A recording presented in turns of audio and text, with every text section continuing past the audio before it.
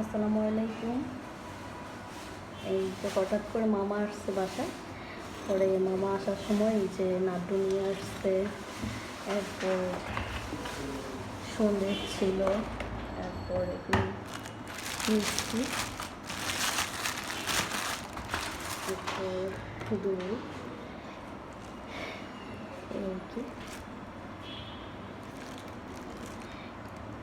যে যে মিষ্টি পছন্দ করেন আমাদের বাসায় চলে আসবেন মিষ্টি খাওয়ার জন্য।